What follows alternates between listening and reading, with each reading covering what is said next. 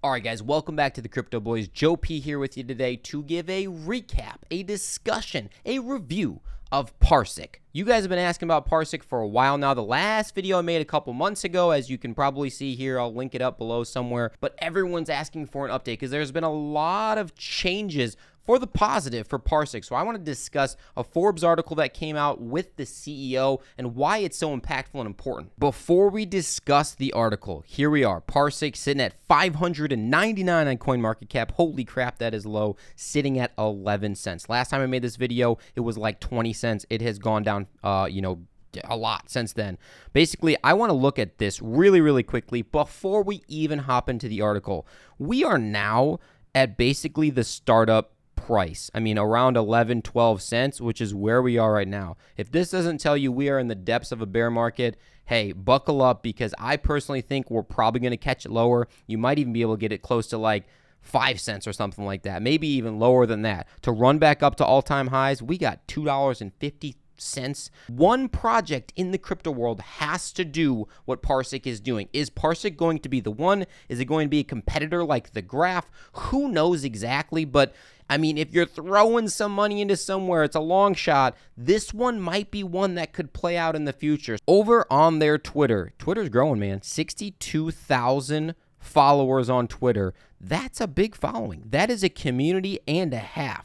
The CEO, Tom Turman, was on Forbes going into discussion about blockchain data being the next big thing with Web3. Here we go. Blockchain data is the next big thing in Web3, according to this expert. They give a brief summary and an overview. I read through this whole thing. It's actually pretty long. We'll discuss kind of some very important points. Here's kind of the general idea here is consider a traditional investment data provider who wants to start offering crypto data. Yep, that's Web 2 to Web 3. Their preference would be to have access to structured data that can be processed and presented to users without adding the extra operational and technical layer of running their own nodes. So what that means is we want to take some real world application, real world data of what's going on, and as it starts to get implemented on the blockchain, we want to have access to that immediately. Huge for the future. Parsiq just put out this Tsunami API, and Tsunami API basically has progressed the speed and the amount of scalability that they can use all at one time. It makes it very fast, and right now they're only on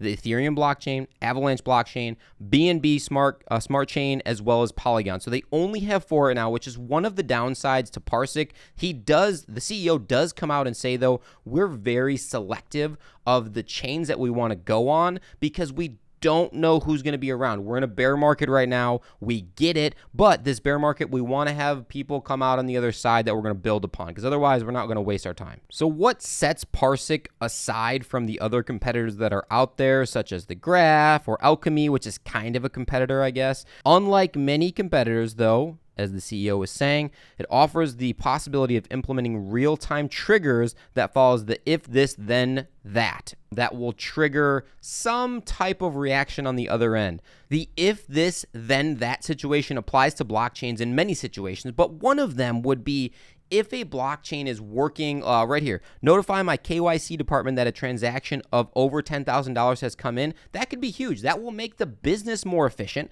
That will make them more money. That will potentially grow their business. That will hopefully help with your investment. Everything is a positive when it comes down to being more efficient and faster. And that is what the Tsunami API has done. That is what they are looking to aim to do moving forward. Here's a dab of information, though, that I kind of alluded to earlier that needs to be improved upon. For all of Parsiq's benefits, they need to start working with other blockchains, because a service provider aren't complete package just yet, such as Parsiq.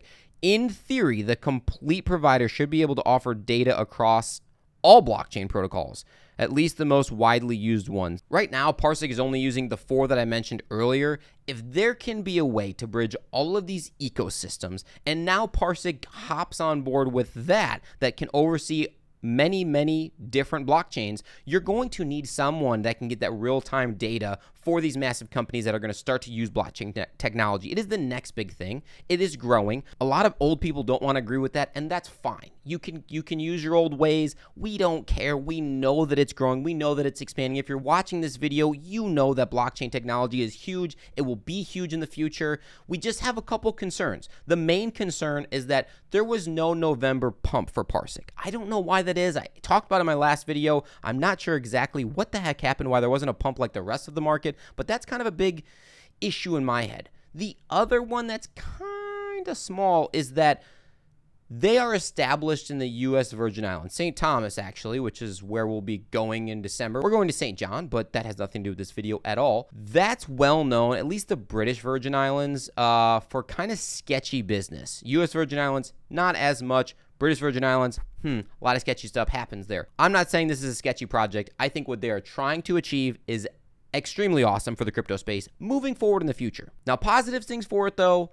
They're going on to Forbes. The CEO is out in front of people. He's discussing. He's on AMAs. He's discussing what they're doing moving forward. All very good stuff. Also, they are listed on Coinbase. They are listed on Crypto.com now. They have trading pairs on Crypto.com. They're on KuCoin. They're on a lot of different places that you can buy it. It's growing in the sense that they're trying to get out to more people. They're trying to get more exposure. And hopefully, if videos like this can gain exposure and gain traction, that should help with it as well. So if you hold Parsiq or you're a Parsiq fan, make sure that you smash the like button. We appreciate it here at the Crypto Boys. And if you haven't thus far, make sure that you subscribe to the channel because we put out great information. We cycle back to old coins that we used based off of your guys' recommendation. I had a lot of comments in the last video saying, hey, you guys need to do an update on Parsiq. They got a lot of stuff going on. And I was like, dang, you're right. They do got a lot of stuff going on. Checking on their Twitter, checking on Reddit, checking on a lot of other things. So I had to do this video for you guys. So we appreciate you sticking around. And as always, we appreciate you rocking with the fittest crypto channel on YouTube. And we